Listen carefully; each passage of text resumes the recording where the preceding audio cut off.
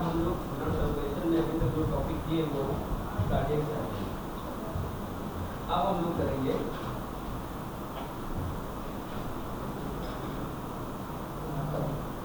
Heart sound.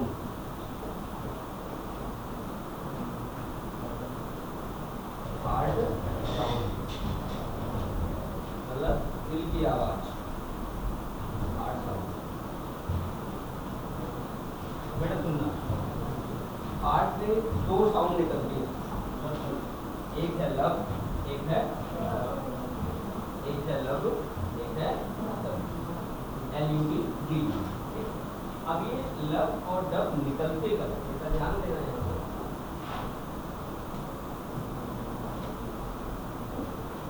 वही वाला ना का डायग्राम वेंट्रिकल बनेगा और यहाँ दो अट्रिया।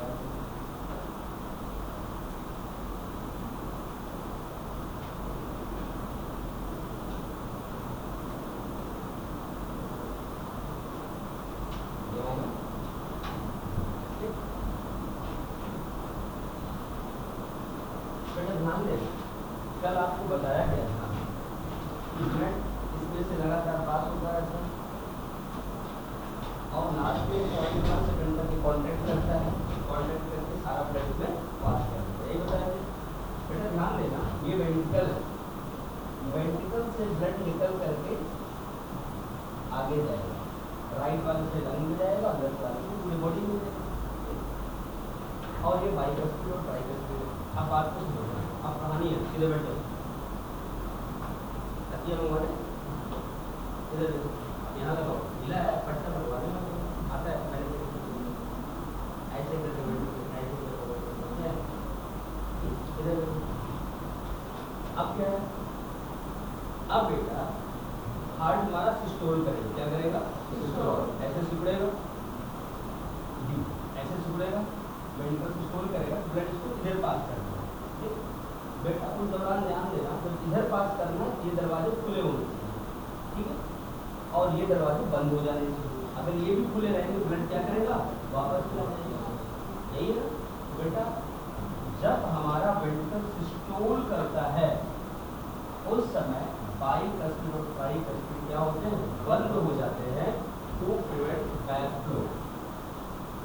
और जब बाइकस्पिड और ट्राइकस्पिड बंद होते हैं उस दौरान एक आवाज आती है, लब।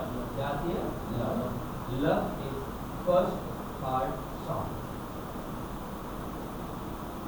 दो होते हैं, पहली क्या है, लब, जो किसका रिलेटेड है, closure of bicuspid and tricuspid, या एग्जामिनर आंसर ये भी बोल सकते हैं अट्रियोवेंट्रिकुलर वॉल्व, जो कि बाइकस्पिड और ट्राइकस्पिड क्या होता है, अट्रियोवेंट्रिकुलर वॉल्व करेगा, ये बताया जाता है। अब जब आपका वेंट्रिकल सिस्टम कर गया, अभी हार्ट बीट कंप्लीट हुई नहीं, अब जब रिलैक्स करेगी तो हार्ट बीट कंप्लीट होगी। तो ये सिस्टोल पे बाइकस्पिड ट्राइकस्पिड बंद होने की लब की आवाज है। जब ये डायस्टोल करेगा, अब क्या होगा बेटा, ये पहलेगा किसने, ब्लड रिसीव करने के लिए, ये खुल जाएगा।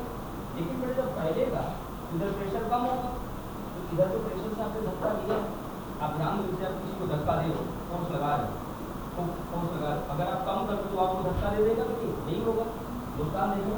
आपने इधर ब्लड को तेजी से धकेला, ऐसे सिकुड़ कर, अब आप उसे लूज पड़ जाए, इधर का ब्लड इधर आ जाएगा, तो वापस आएगा। तो इस बैकफ्लो को रोकने के लिए यहाँ पर वॉल्व होता है, सेमी लूनर का मतलब अर्धचंद्राकार है,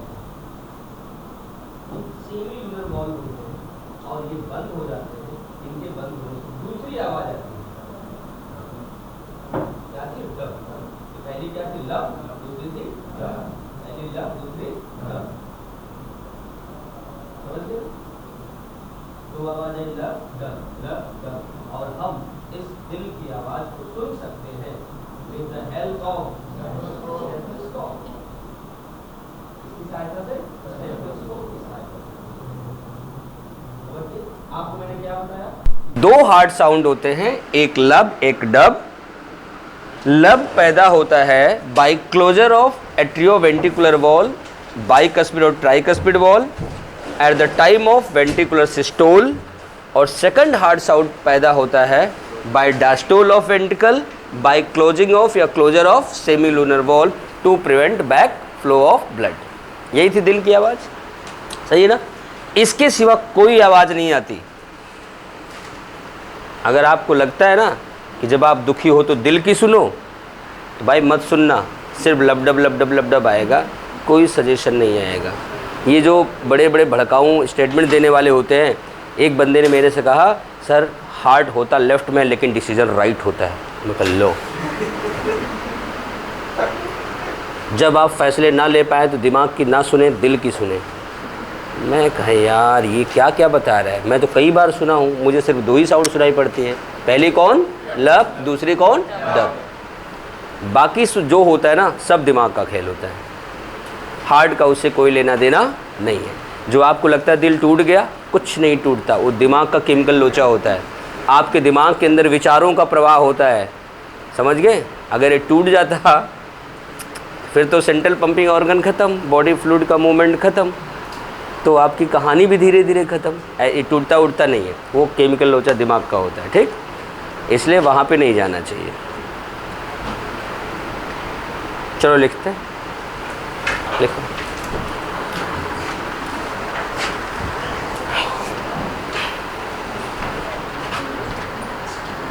लिखो, ड्यूरिंग 1 हार्ट बीट, क्या हो गया रात को, तुम कल आई थी? नहीं, बारिश ज़्यादा हो गई थी क्या? During 1 heart beat, heart produces 2 sounds. पता है कहीं कहीं आप बुक पढ़ना, उसमें 4 साउंड लिखे होंगे। कहते हैं कि ये 2 साउंड है, 2 इको आता है। वो मूवी में नहीं देखते हो आप, इधर चिल्लाओ कुणाल, उधर से कुणाल कुणाल कुणाल कुणाल। यहाँ ऐसा नहीं है कि इधर होगा लब लब लब लब, ऐसा कुछ नहीं होता। बुक वाले लिखे हैं भाई, मैं आपको दिखाऊंगा, बच्चे लाते रहते हैं ना डिफरेंट टाइप की बुक्स, सर ये देखिए कैसी है।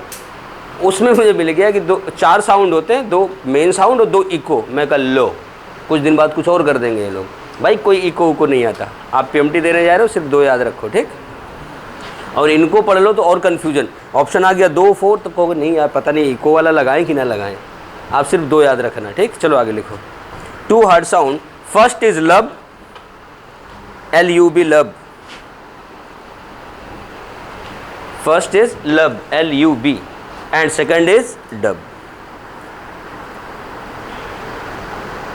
DUB, लब डब, लब डब। हो गया। We can listen heart sound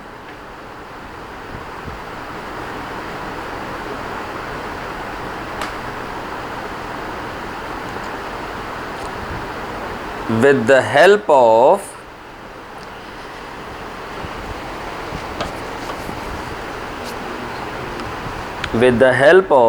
अभी तो नाम बोला था, stethoscope, STETHOSCOPE,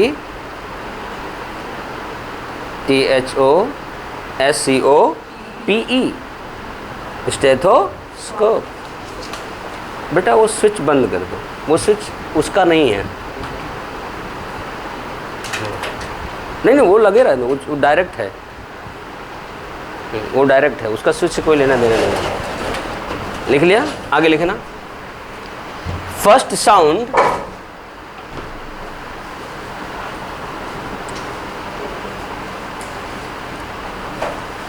produces by closure of, बंद होना, of bicuspid and tricuspid valve, bicuspid and tricuspid valve, bracket लिख सकते हो atrioventricular valve, bicuspid and tricuspid valve, bracket में atrioventricular valve, atrio, ATRIO, atrioventricular valve, bracket बंद, ड्यूरिंग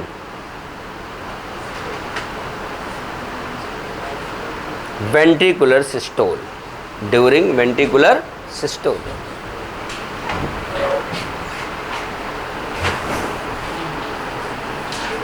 ड्यूरिंग वेंट्रिकुलर सिस्टोल हो गया। लिखो सेकंड साउंड डब,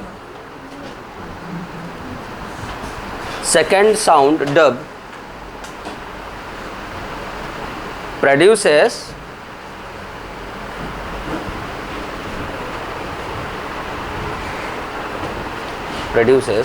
during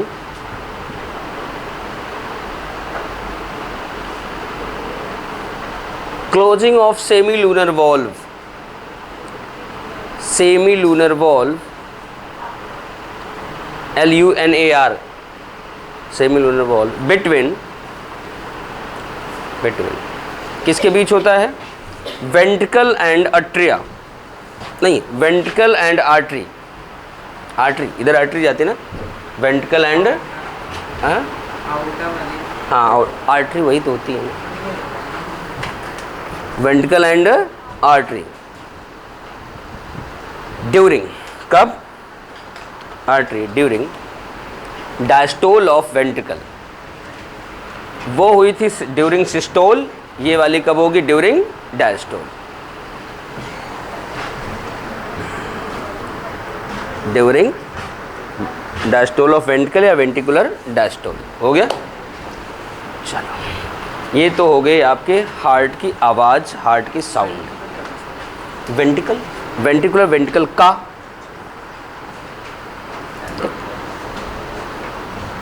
इधर सुनो, कार्डियक साइकिल, हार्ट बीट और हार्ट साउंड।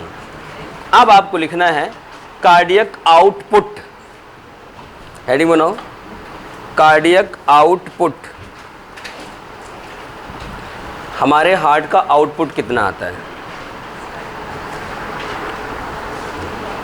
बेटा? इधर ध्यान देना, जब आपका हार्ट सिस्टोल करता है, क्या करता है?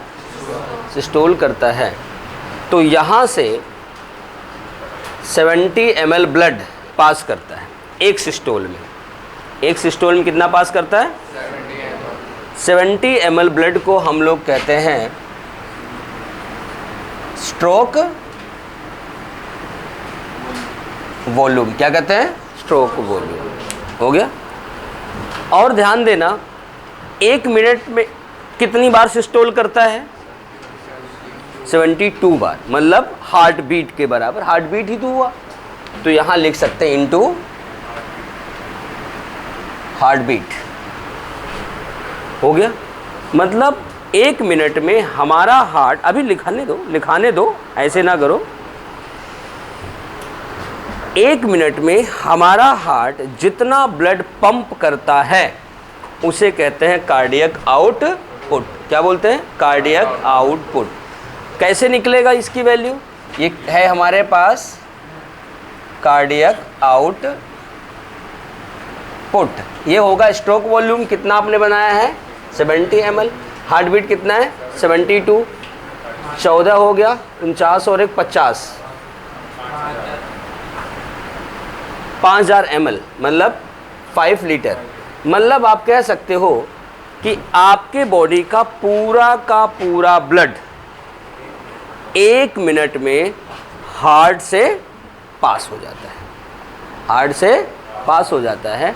ये कह सकते हो ये वैल्यू देखने के बाद, जितना भी ब्लड है आपकी बॉडी में, थोड़ा बहुत तो होगा। विशाल, तुम्हारे बॉडी में कितना ब्लड है? वजन का 8वां भाग। 8वां भाग कि 8%? 8%। हाँ, 8वां भाग मत करना, तो अगर 100 किलो के हो तो 12 लीटर ब्लड ही हो जाए। ठीक, चलो आगे लिखना। Cardiac output is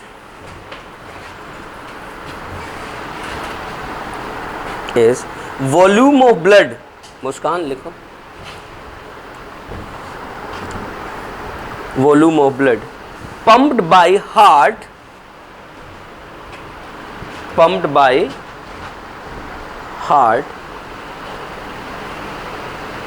in 1 minute,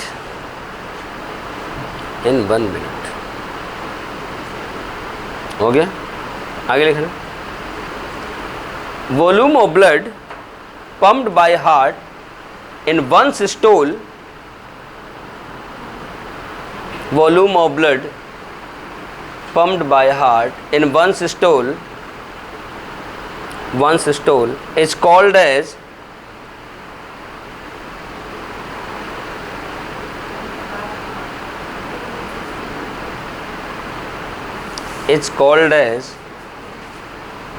क्या कहेंगे? Stroke volume. लिखो, कॉल्ड एज स्ट्रोक वॉल्यूम। इसे हम स्ट्रोक वॉल्यूम कहते हैं। अब ये लिख लो जो बोर्ड पे है। बोर्ड, अच्छा तुम लोग स्कूल बोलो, मैं बोर्ड नहीं बोल सकता। लिख लिया सबने? यहाँ रिफ्लेक्शन आ रहा है क्या? तुम ऐसे करके देख रही हो? नहीं, मुझे लगा मैं यहाँ बल्ब तो लगवाया नहीं।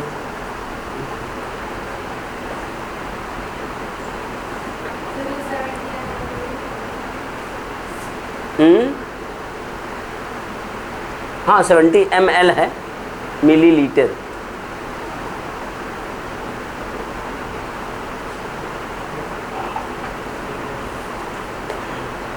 और बेटा देखो, इस कार्डियक आउटपुट का मैंने यहाँ डिवीज़न अभी नहीं किया है। डिवीज़न है नहीं, मैं आगे लिखा दूंगा लास्ट में इंपॉर्टेंट पॉइंट में कि कितना % किडनी में जाता है, कितना ब्रेन में जाता है, कहाँ जाता है। ठीक, ये बता दूंगा मैं आपको। ठीक, ये जो यहाँ से जाएगा तो हर बॉडी पार्ट में जाएगा ना, सबका अपना एक % होता है कहाँ कितना जाता है। ठीक, इसको कर लिया। अगली हेडिंग बनाओ बेटा, ब्लड प्रेशर। ब्लड प्रेशर, रुधिर दाब।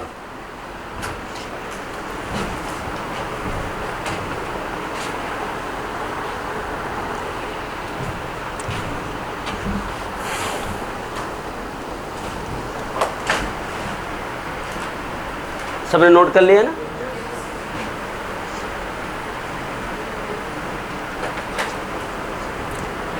गौरव, एक बात तुम्हें बता दें।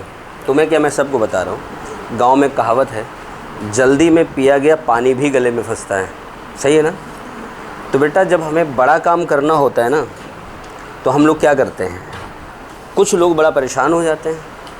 अब आप जैसे एक एग्जांपल लेता हूँ, आपके बजट की बात करता हूँ, आपके पेरेंट के बजट की बात करता हूँ। उनको बहुत बड़ा प्रोजेक्ट पे काम करना है, या by the way government job में हो या प्राइवेट जॉब में हो, छोटा सा बिजनेस है, और आप एक बहुत बड़ा मकान चाहते हो जिसकी कीमत इतनी है कि आप 15-20 साल कमा के इकट्ठा करो तब खरीद पाओ, और तब तक उसका रेट बढ़ जाएगा।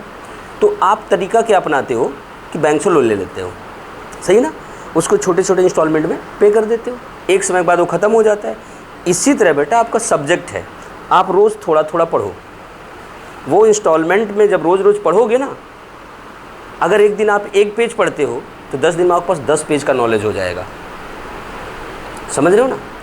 और कभी कभी आप गलती क्या करते हो, 3 दिन पढ़ते नहीं, चौथे दिन बैठ जाते हो और परेशान होते हो, ये क्या होगा यार, मेरा सिलेक्शन नहीं होगा, अब क्या होगा। सही है? मैं इसलिए बता रहा हूँ क्योंकि ये चीज़ें आजकल आप में और पेरेंट मारे। कल एक पेरेंट मेरे पास आए थे, उनका बच्चा अपने पास है, वो अब रिवाइज़ करवा रहे हैं, +1 का भी +2 में है। उसको रोज़ बता देंगे आज तुम्हें ये करना है। तो एक दिन मैं देखा बच्चा बैठा था, तो मैं कहा बेटा क्या कोई प्रॉब्लम है? कहा नहीं सर बस ऐसे ही। फिर कल मैंने बात की कि हाँ सर वो ऐसा चल रहा। फिर मैंने उनको समझाया कि आप परेशान मत हो। अब +2 में मैंने क्या कर दिया है, हर वीक उनका क्या होता है कि जैसे सैटरडे टेस्ट होता है, इस बार मैं आप लोगों को टेस्ट मंडे लूँगा, सैटरडे नहीं लूँगा। ठीक, सही है कि नहीं? तो देना तो एक दिन है ही है, एक दिन और टाइम, संडे का पढ़ तो लोगे कम से कम। कई बच्चे कहते सर संडे को मतलब मंडे टेस्ट ना लो, संडे वाली छुट्टी ख़राब हो जाएगी तैयारी के चक्कर में। उनका अलग ही चलता है। वो भी मंडे को है क्या? वो तरीके वो भी शिफ्ट हो गया। अच्छा, न्यूमेरिकल पोर्शन, चलो टाइम लग जाए, मिल जाएगा तुम लोग करने के लिए। तो मैं क्या बता रहा था आपको, हाँ टेस्ट, उसमें मैंने क्या किया, सैटरडे उनका जो करंट चैप्टर होगा ही होगा। अब उसमें आधा करंट चैप्टर आएगा, आधा आएगा +1 का एक चैप्टर। एक हफ्ते में एक चैप्टर करना है। अब हमारे पास जनवरी तक है 24 वीक, और चैप्टर +1 के सिर्फ है 22। उनका +2 भी हो गया, +1 भी हो गया, और सितंबर से मैं रिवीजन भी कराऊँगा। तो 15 सितंबर तक +2 मेरा हो जाता है हर बार। ठीक, तो बेटा पता है कि पैटर्न वाइज पढ़ोगे तभी होगा। ऐसा नहीं कि आप एक दिन बैठ जाओ, नहीं इस हफ्ते तो हम पूरा बायो ही ख़त्म करेंगे, अगले हफ्ते पूरी केमिस्ट्री। तो पता लगे केमिस्ट्री से ही उब जाओगे, बायो से ही उब जाओगे, फिजिक्स। इसलिए थोड़ा थोड़ा रोज़ पढ़ा करो। क्रिस खुराना समझ रहे हो ना? हाँ चलो तुम समझ गए, मैं मान लिया सारे समझ गए। चलो नहीं, क्योंकि मैं इसको देखता हूँ ये भी परेशान होता है लेकर के। बेटा परेशान मत हुआ करो, ठीक है? हाँ, पढ़ाई को लेकर परेशान मत हुआ करो। देखो, दो चीज़ें अपने मन में रखो। अगर आपके पास प्रॉब्लम है तो दो चीज़ मन में रखना। अगर प्रॉब्लम का सोल्यूशन है तो हमें डरना नहीं है, क्योंकि हमारे पास सोल्यूशन है। अगर सोल्यूशन नहीं तो डरना नहीं है। हम कुछ नहीं बिगाड़ेंगे, जो बिगाड़ेगी वही बिगाड़ेगी। जब सोल्यूशन है ही नहीं है तो काहे की टेंशन? अगर सोल्यूशन है तो काहे की टेंशन? समझ गए ना? तो इसलिए काम करते रहो, हो जाएगा बेटा। थोड़ा थोड़ा, और रोज़ पढ़ा करो, रोज़ का रोज़। बायो मैं इतना लिखाता हूँ, 10 मिनट आप कहीं बैठ करके एक बार रिवाइज कर लो तो भी हो जाए। समझ गए ना? और रोज़ का रोज़ करो। अगर 2 पेज मैं लिखवा रहा हूँ, अब आप सोचो दिसंबर तक आपके पास 200 दिन होंगे। 200 दिन गुणित 2 कितने हो जाएंगे? 400 पेज का नॉलेज हो जाएगा। हो गया कि नहीं? तो आप बस रोज़ ये 2 पेज कर लिया करो। ये नहीं टालना मत, कल कर लेंगे यार, 2 ही पेज तो है। ऐसा होता तो खाओ मत, 1 हफ्ते के इकट्ठे खा लियो, पेट खराब नहीं हो जाएगा? उसी तरह दिमाग भी खराब हो जाता है। ठीक, चलो पढ़ते। हम पेन रखो। हम बात करें तो बेटा ब्लड प्रेशर के। देखो इधर सबसे पहला पॉइंट हमारा है कि हमें डिफाइन करना है कि ब्लड प्रेशर क्या होता है। ब्लड प्रेशर क्या होता है? बेटा ध्यान देना, ब्लड प्रेशर जैसे ये देखो आर्टरी है आपकी, ब्लड वेसल है। ये ब्लड वेसल के अंदर ब्लड ऐसे फ्लो कर रहा है, ऐसे ब्लड जा रहा है। यहाँ से आपका हार्ट पंप करता है, ब्लड यूँ जाता है, फिर रिलैक्स करके रिसीव करता है, फिर पंप करता है, फिर यूँ जाता है। समझ गए? यहाँ है। जब बेटा ब्लड यहाँ जाएगा तो यहाँ जो ब्लड होगा इस वॉल पे प्रेशर डालेगा कि नहीं डालेगा? इस वॉल पे प्रेशर डालेगा कि नहीं डालेगा? आदित्य, इस वॉल पे प्रेशर पड़ेगा कि नहीं पड़ेगा? पड़ेगा ना बेटा। आप इसको ऐसे समझो, आपके घर में वो टैप होगा पानी वाला जो मोटर से कनेक्ट करते हैं। हम लोग क्या करते हैं, मोटर ऑन करके टैप में पाइप कनेक्ट करके गाड़ी वॉश करते हैं, गमले में पानी डालते हैं, यही करते हैं ना। या बारिश आ गई, अगर सामने कच्ची मिट्टी उड़ के आ गई, दीवारों पे भी मारते हैं, यही करते हैं।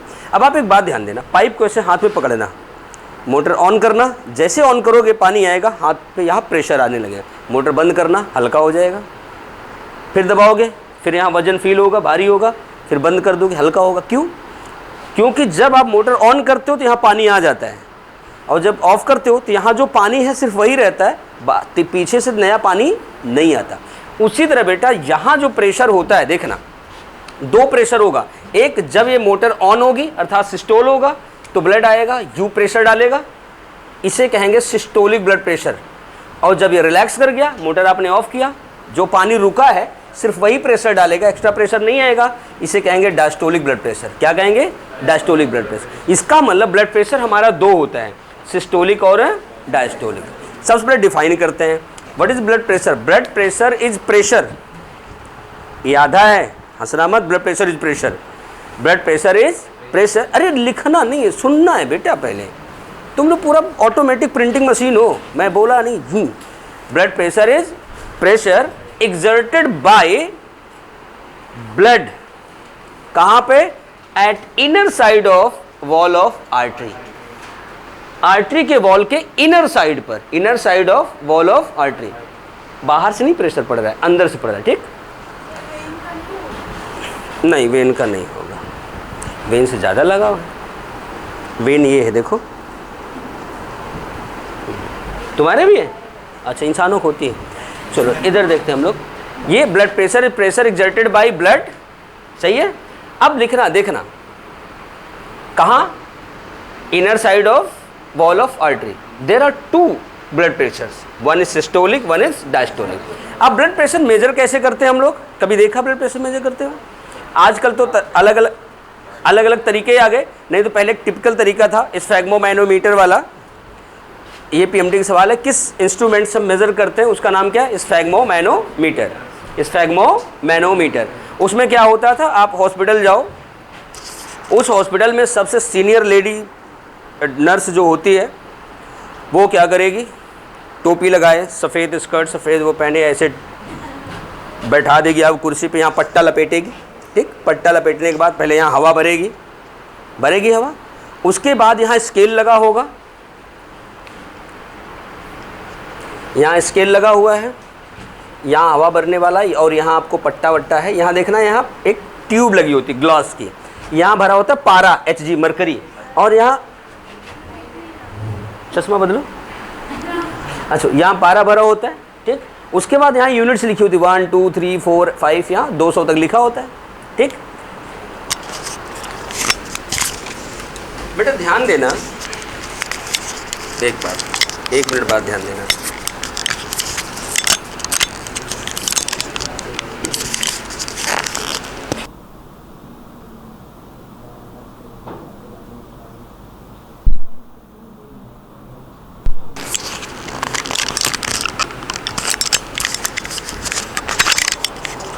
इधर देखो, इधर देखो, जब इन्होंने उसको किया यहाँ पे, उसके बाद क्या देखा गया कि एक बार पारा उठ करके यहाँ आता है 120 तक, फिर एक बार जाके 80 पे रुक जाता है, फिर आता है 120 पे, फिर आके रुकता है 80 पे। सिस्टोलिक वाला कहाँ तक चला गया? 120, और जब रुका डायस्टोलिक वाला कितना आया? 80। इसका मतलब आपका जो ब्लड प्रेशर है उसमें सिस्टोलिक ब्लड प्रेशर क्या होता है? 120, और डायस्टोलिक ब्लड प्रेशर होता है कितना? 80। पीएमटी वाले सिर्फ इतना पूछते हैं normal blood pressure of adult human as, तो आपको लिखना पड़ता है ऊपर सिस्टोलिक ब्लड प्रेशर 120, नीचे 80, यूनिट भी लिख दो mm/Hg स्केल, यही है ना। मतलब आपका ब्लड प्रेशर होता है 120/80 mm/Hg स्केल, ये नॉर्मल इंसान का है। अब एग्जामिनर अंकल कभी कभी एक दिमाग और लगा देते, पहला ब्लड प्रेशर किसने मेज़र किया था और किस एनिमल में मेज़र किया था? सपना सोच रहे कि ये तब थी ही नहीं, ज़रूरी नहीं है, लिखा हुआ भी पढ़ सकते हो आप, हाँ ऐसे भी पता चल जाता है। तो पहला ब्लड प्रेशर जिन्होंने मेज़र किया था उनका नाम है स्टीफन हेल्स। क्या नाम है? Stephen Hales. और वो भाई साहब ने पहला ब्लड प्रेशर घोड़े में मेजर किया था। कहाँ पर? घोड़े में, घोड़े के अगले 2 भुजाओं में, अगले 2 भुजा होती ना, अगले 2 पैर, वहाँ पर मेजर किया था। किसने? स्टीफन हेल्स ने। 4 आर्म ऑफ घोड़ा, मतलब हॉर्स, हो गया।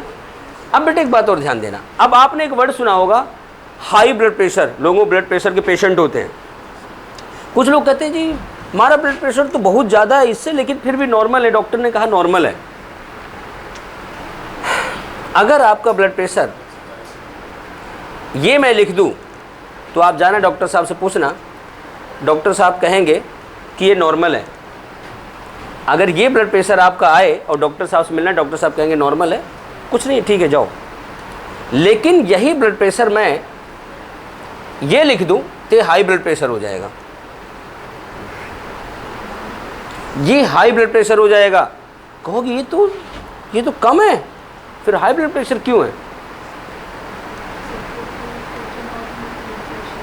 वो तो दोनों सेम है, डायस्टोल वाला कम है, ये नॉर्मल है, ये हाई है।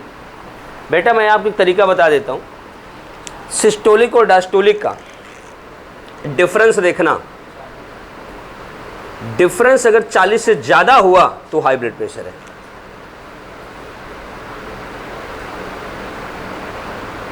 पता है क्यों? क्योंकि डायस्टोलिक रुके हुए ब्लड का है, उतना तो आपका ब्लड है ही है। जो सिस्टोल होता है वो 120, प्रेशर मैक्सिमम 120 बर्दाश्त कर रही है। अगर आप उससे ज़्यादा लगाएंगे तो हाई ब्लड प्रेशर हो जाएगा। इसलिए हम लोगों ने तरीका निकाला है कि दोनों का डिफरेंस देखते हैं। अगर डिफरेंस 40 से ज़्यादा आया तो मतलब आप हाई ब्लड प्रेशर के पेशेंट हो। और वैसे ये चीज़ आप घूम लेना, 90% इंडिया कोई बताएगा नहीं, आज तक बताया ही नहीं गया होगा कैसे मेजर करते हैं। तरीका यही है, माइनस करना। 40 से ज़्यादा हुआ, डॉक्टर तो आपको बताएगा नहीं और टीचर बताते नहीं, क्योंकि उनको लिखा मिलता नहीं। तो बेटा ध्यान देना कि ये वाला नॉर्मल है, ये वाला हाई ब्लड प्रेशर है। वजह यही है कि इसका डिफरेंस 40 से ज़्यादा है। क्यों मैं इसलिए बता रहा हूँ क्योंकि ये सवाल एक बार आ चुका है कि ये किसको रिप्रेजेंट करता है? रिप्रेजेंट करता है हाइपरटेंशन या हाई ब्लड प्रेशर को। बस लोगों ने क्या किया, रटा दिया कि 140/90 हो जाए तो रट लो हाई ब्लड प्रेशर है। क्यों है पता ही नहीं। अगर अगली बार बदल के दे दिया तो आपको लॉजिक पता होना चाहिए। भैया डिफरेंस 40 से ज़्यादा है तो आप अत्यधिक रक्तचाप के पेशेंट हो, हाई ब्लड प्रेशर के मरीज हो। लो 40 से कम है, 40 से ज़्यादा है डिफरेंस? 160/90 30 हो जाएगा। 70 आ रहा है,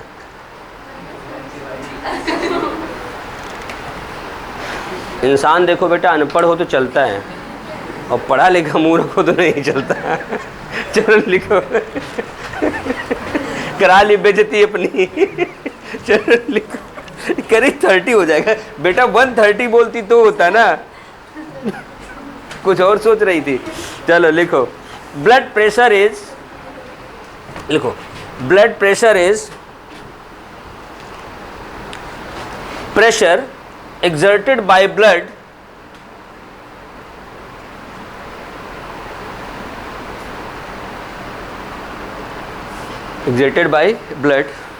at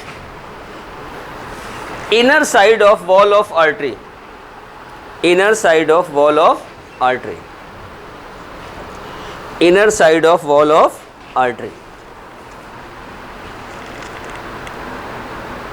हो गया। There are two blood pressures, सभी लो ब्लड प्रेशर। बेटा लो ब्लड प्रेशर में हमारा ना ऊपर वाला,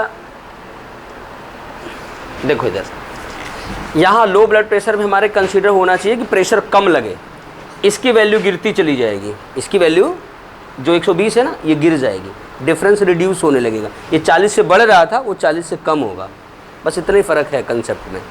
भाई वो कम होगा मतलब कम प्रेशर लग रहा है ना, 120 से कम आ रहा है तो लो ब्लड प्रेशर हो गया। और नीचे वाला फिक्स रखो तभी, या फिर कंसेप्ट बना लो डिफरेंस वाला, डिफरेंस 40 से कम है लो ब्लड प्रेशर, ज़्यादा है तो हाई ब्लड प्रेशर, सीधी सी बात है। कहाँ थे हम लोग? Two blood pressure, systolic blood pressure and diastolic. Systolic SYSTOLIC, SYSTOLIC, systolic blood pressure bracket में SBP, and diastolic blood pressure DBP। Shri Bhanu Pratap और देवेंद्र भानु प्रताप, ये किसी मूवी में था ना, भानु प्रताप बड़ी हिट हुई थी, वो हफ्ते में 10-12 दिन आती रहती थी।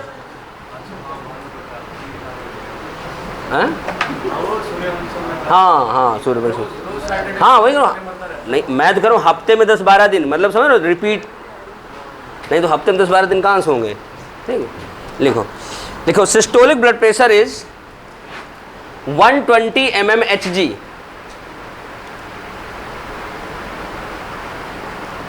and diastolic blood pressure is 80 mmHg, 120 mmHg and 80 mmHg।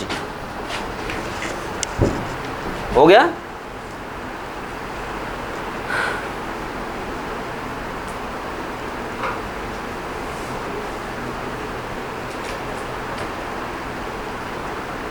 लिख लिया सबने? लिखना। नॉर्मल ब्लड प्रेशर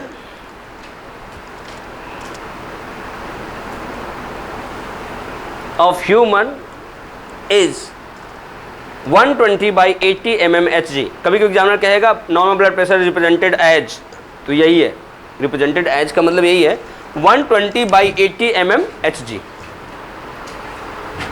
और सुनो, इसमें भी भाई इन लोगों ने कमाल किया है, 120/80 को 180/120, 180/20। देखना प्रीवियस ईयर में है ऐसा छोटा सा सवाल, फिर भी बच्चे गलत करके आ जाते हैं, क्योंकि लगता है ना ये तो सरल है ना, गलती कर देते हैं थोड़ा होश से, सरल सवाल ज़्यादा गलत होते हैं। लिख लिया? आगे लिखना।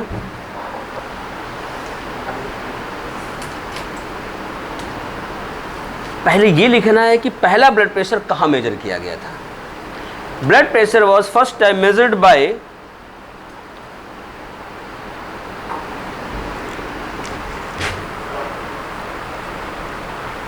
Stephen Hales. स्टीफन हेल्स, ये लिखा है स्टीफन हेल्स इन 4, ये लिखा है बेटा ऊपर, Stephen Hales, Stephen हेल्स in 4 FORE 4 arms, 4 FORE 4 arms of horse, घोड़ा, 4 arm of horse। हो गया? अब हमें ये लिखना है कि इंसानों में हम ब्लड प्रेशर कैसे मेजर करते हैं और कहाँ मेजर करते हैं। वृंदा, ब्लड प्रेशर कहाँ मेजर करते हैं?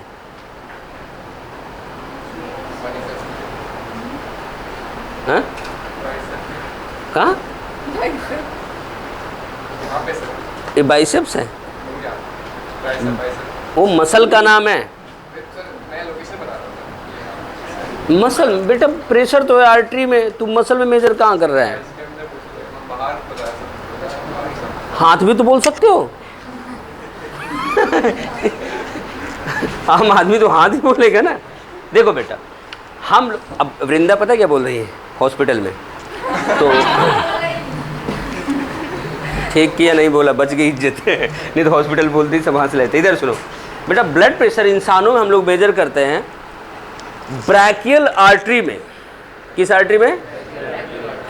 Brachial artery in left arm. कहाँ पे? लेफ्ट आर्म में। वो तुम्हारा लेफ्ट है, लेफ्ट आर्म में। लेकिन बेटा आजकल हमारी टेक्नोलॉजी इतनी अच्छी है, इतनी सेंसिटिविटी है कि हम लोग बाकी जगह भी मेजर कर सकते हैं। अब सवाल है कि लेफ्ट में ही क्यों करते थे? क्योंकि बेटा जो लेफ्ट आर्म है इसमें आर्टरी हमारी सुपरफिशियल होती है, स्किन के ठीक नीचे होती है। और देखो बेटा, आर्टरी सिर्फ दो ही है जो कि हमारे बॉडी में सुपरफिशियल है, ऊपर है, बाकी सारे डीप में है। एक है रेडियल आर्टरी जहाँ नब्ज देखी जाती है, दूसरी ब्रैकियल आर्टरी जहाँ बीपी मेजर की जाती है, बाकी सारी डीप में।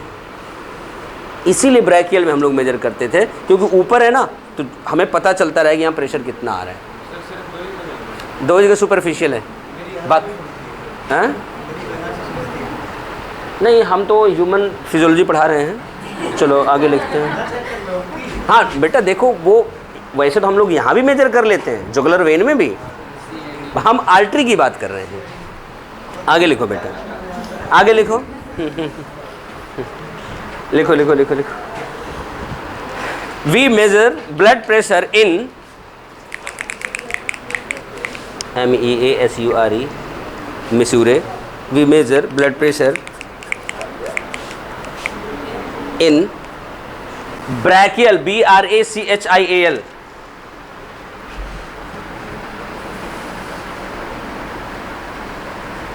brachial artery in left arm, brachial artery in left arm with the help of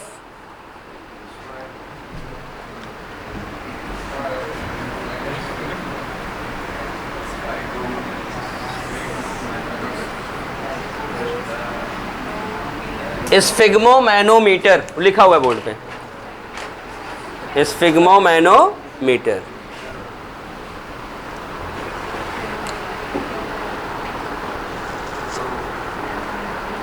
एक साथ है बेटा, अलग अलग क्यों लिख? हाँ, स्फिग्मोमैनोमीटर, स्फिग्मोमैनोमीटर लिख लिया बेटा। ये तो हो गया आपका ब्लड प्रेशर।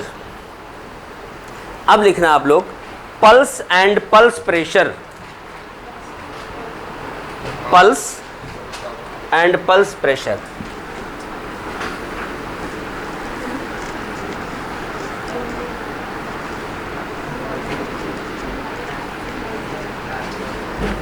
पल्स लिखना है, पल्सेज ना लिख लेना।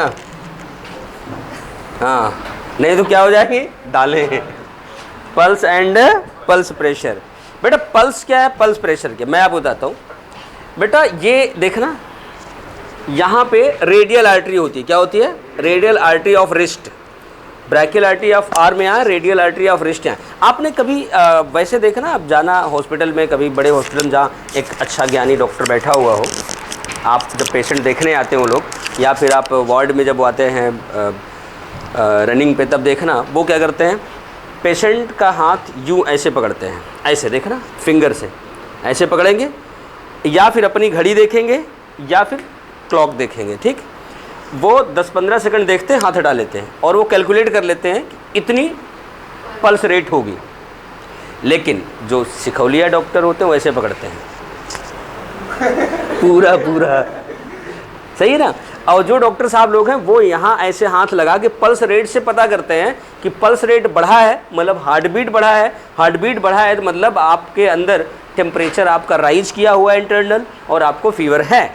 लेकिन यहाँ अपनी दुनिया जो है, गांव में जो डॉक्टर हैं अपने और घरेलू जो डॉक्टर हैं, माँ बाप भाई बहन, वो ऐसे पकड़ेंगे, ऐसे पूरा पकड़ते हैं, हाँ यार बुखार तो है, चाहे अभी आप वर्कआउट करके आए हो तो उनको बुखार दिखेगा, सही है ना। तो वो जो मैं बता रहा हूँ डॉक्टर साहब वाला, वो ये होता है, यहाँ रेडियल आर्टरी होती है रिस्ट में, यहाँ से वो पल्स देखते हैं, पल्स रेट देखते हैं। तो पल्स रेट हम कहाँ मेजर करते हैं? यहाँ। और pulse rate just equal to heart beat rate, और पल्स प्रेशर जो होता है equal to difference of systolic blood pressure and diastolic blood pressure. Muskaan, ये बात समझ में आई?